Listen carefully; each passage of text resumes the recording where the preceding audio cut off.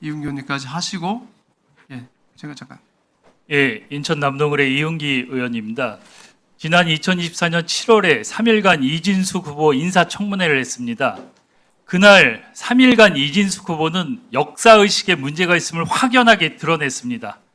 그리고 박미통이 위원장 출근 첫날 윤석열 방송장악의 행동대장처럼 공영방송 이사 선임을 강행했습니다. 그리고 탄핵 소추 기간 중 직무 정지 중에 유튜브에 출연해 보수의 여전사를 자처했습니다. 그러더니 결국 국회에 와서 이러한 사단을 일으키고 있습니다. 오늘 국민의힘 모 의원이 아침에 방송에 출연해서 이진숙 의원의 행태에 대해서 술을 마시고 핸들을 잡았지만 음주운전은 하지 않았다, 이런 상황이라고 말을 했습니다. 이진숙 의원은 5.18 희생자와 국민께 사과하고 국회의원직에서 스스로 당장 물러나야 합니다. 2019년 2월 8일 자유한국당 이종명 의원은 5.18 발언으로 제명당했습니다. 과방위는 방송과 미디어의 공적 책임을 다루는 곳입니다.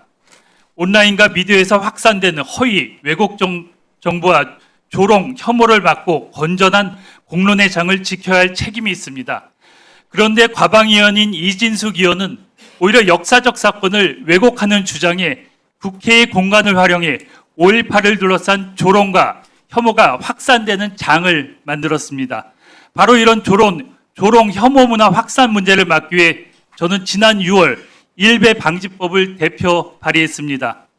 5.18 등 역사적 사건의 희생자와 유족을 반복적으로 모욕, 조롱하거나 혐오를 확산시키는 행위를 처벌하는 것입니다.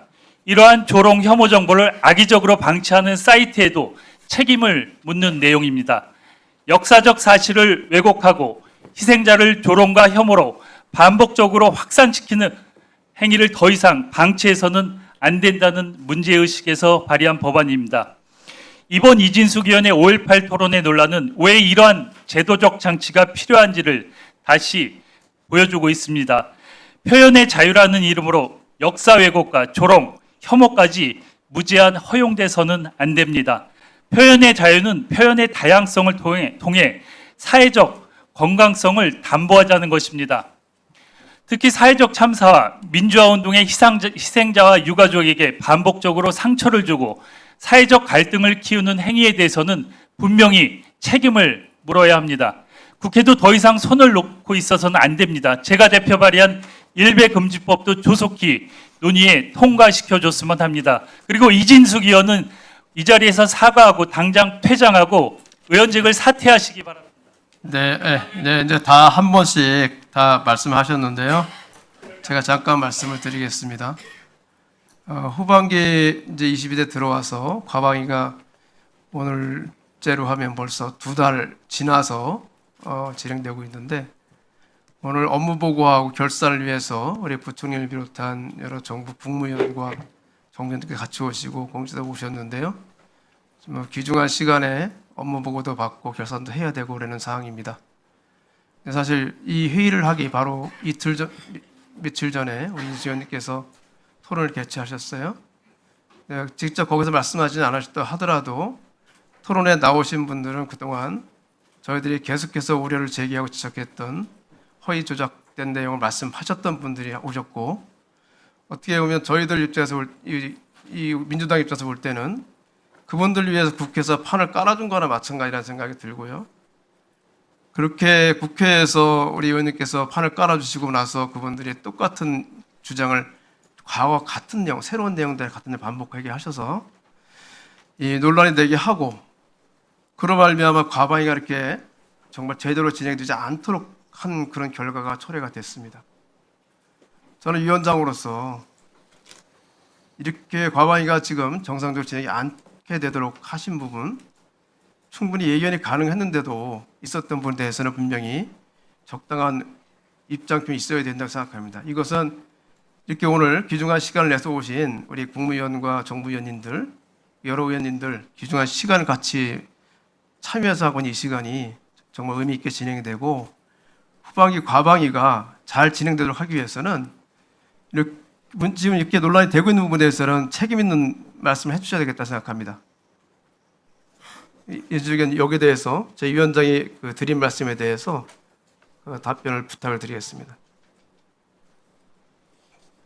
먼저 과방위가 이렇게 파행한 데 대해서 매우 유감스럽습니다. 위원장님도 아시다시피 8월 13일에 있었던 것은 지금으로부터 7일 전에 있었던 것은 학술 토론회였습니다. 그리고 과방위가 파행한 것은 민주당 의원들이 저에 대해서 사실상 집단 폭력을 행사하는 듯한 그런 발언을 했기 때문입니다. 제가 무슨 중대 범죄를 저질렀습니까? 그리고 잠깐만요.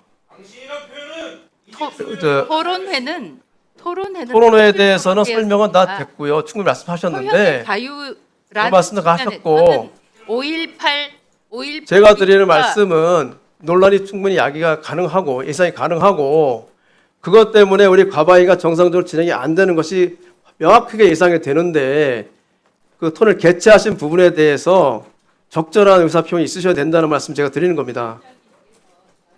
발언권을 주신 네, 것에 네. 대해서는 매우 감사하지만 이런 저에 대해서 사실상 집단 폭력을 언어 폭력을 한 민주당의 책임이 있지 제가 파행을 저질렀다고는 생각지 않습니다.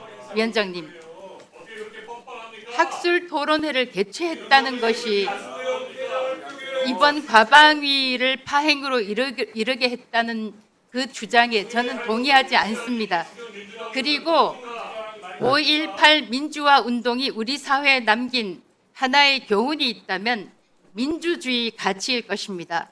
민주주의 가치가 우리에게 가지고 있는 첫 번째 가치는 표현의 자유입니다.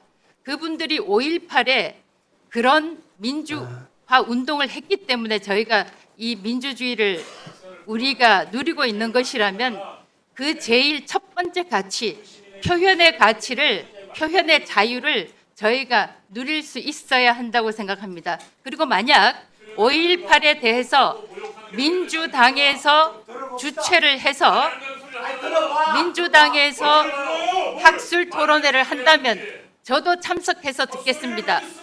만약에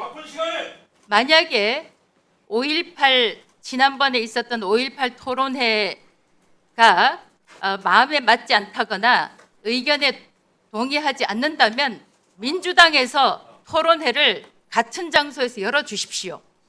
그런 말씀이 아니잖아요. 좋겠습니다. 저희들에게 그런 말씀이 아니잖아요. 아니 그것이 아니라 네. 위원장님께서 보셨다시피 네. 지금 무려 아니 7명, 8명이 저에 네. 대해서 사실상 폭력적인 발언을 했습니다. 토론을 열었다는 이유만으로 제가 이런 토론을 계획을 개최하신 해야 걸로 통해서 네.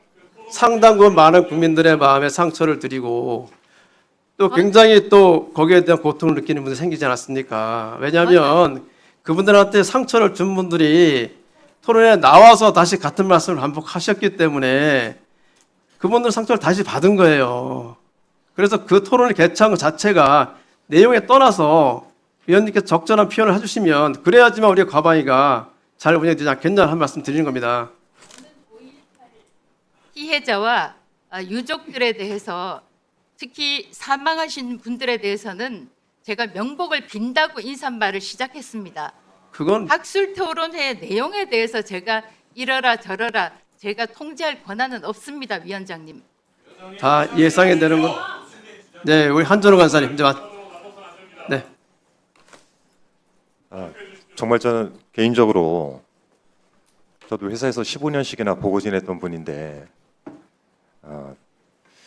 오늘 이 자리가 저희가 결산 보고도 받아야 되고 업무 보고도 받아야 되는 그런 자리를 사실상 파행으로 이끄신 거예요. 왜냐하면 본인이 이미 이 사태를 예견도 했고 당에서 그 포럼을 하지 말라라고 만류했다는 기사도 봤고 당 내에서의 의원들의 비판도 있었고 옆에 계시는 존경하는 조경태 의원께서도 여기에 대해서 징계를 해야 된다라는 입장도 밝히신 적이 있고 표현의 자유를 말씀하시는데 언론계 선배로서 표현의 자유가 헌법 21조 1항만 있습니까? 21조 4항에는 이와 관련해서 타인의 명예나 권리, 공중 도덕, 사회 윤리를 침해해서는 안 된다. 이렇게 돼 있죠. 5.18 민주화 특별법에도 8조에는 정확하게 허위사실 유포를 금지하고 있습니다. 그런데 이거를 학술 포럼 이름 붙였다고 해가지고 면죄부가 되겠습니까? 만일 진짜 이 상임위 개최 그리고 본인이 이 상임위에 들어와서 활동을 하겠다라는 의지가 있었다면 태도의 문제를 좀 지적드리고 싶은데 적어도 여기서 유감이란 얘기가 아니라 정확하게는 이와 관련해서 좀 송구하다라는 말씀을 하고 본인의 의지를 밝히시는 게 더 맞지 않습니까? 그런데 지금 우리 국민의힘 측 의원님들 제가 볼 땐 그렇습니다. 이거를 누구도 방어하기 어려워요. 당내에서 비판도 있고 당원들이 직접적으로 비판하고 있지 않습니까? 근데 지금 이거를 개인의 고집으로 인해 가지고 상임위장 국회를 본인 정치에 좀 활용하고 계시는 거예요. 이거를 지금 방관하고 계시는 거 이것도 문제라고 봅니다. 당내에서 하지 말라고 하지 않았어요? 그렇지 않습니까? 당원들이 비판하고 있지 않습니까? 제가 질문 드리는 거 아니에요. 어차피 제 발언을 하는 거니까. 그러면 적어도 상임위장에 와서 첫 일성은 이에 대해서 송구스럽다.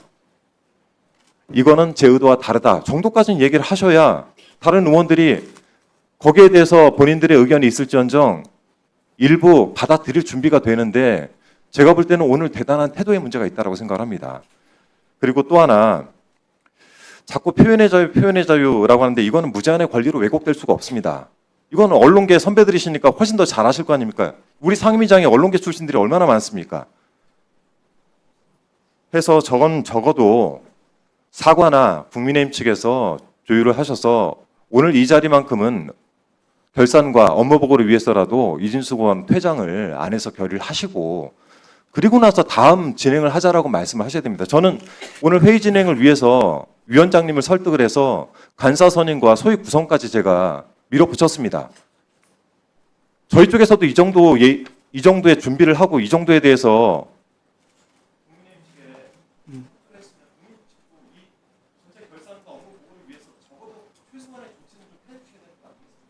네.